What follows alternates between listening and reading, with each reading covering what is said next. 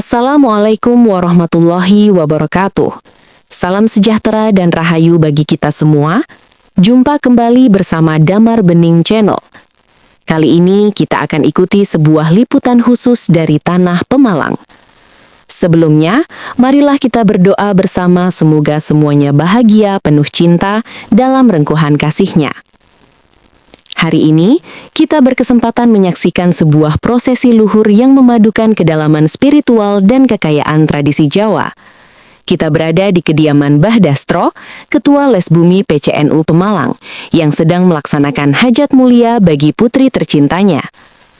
Hajat ini disebut dengan tingkeban atau mitoni, sebuah ritual syukur untuk menyambut usia kehamilan sang putri yang telah menginjak 7 bulan.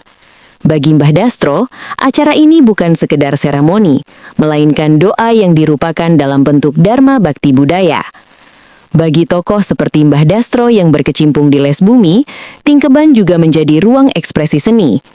Penggunaan kidung, nyanyian sakral seperti Kidung Sariro Ayu, menunjukkan bahwa budaya Jawa mendekati Tuhan melalui keindahan suara dan sastra, bukan hanya melalui doktrin formal.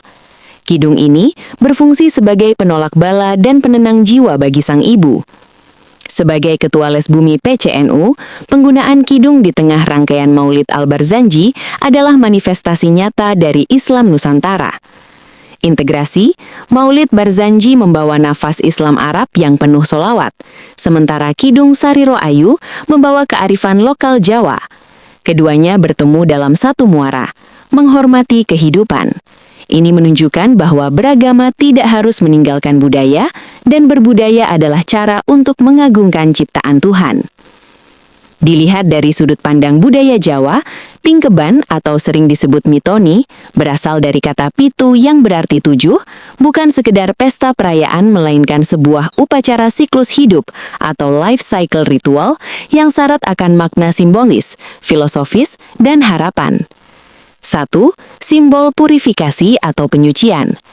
Tingkeban dianggap sebagai sarana penyucian diri, baik bagi sang ibu maupun calon bayi. Ritual utamanya yaitu siraman, mandi dengan air dari 7 sumber dan bunga setaman, melambangkan pembersihan lahir dan batin.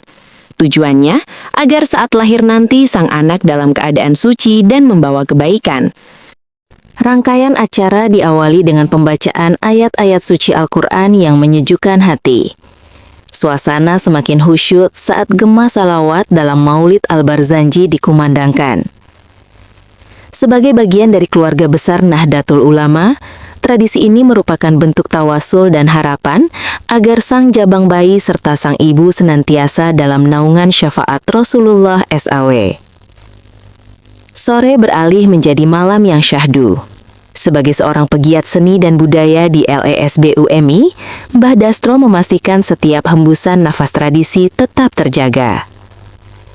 Sebagai puncak sekaligus penutup rangkaian hajat di malam hari, terdengarlah lantunan yang menggetarkan sukma. Kidung Sariro Ayu. Kidung Sariro Ayu bukanlah sekedar nyanyian.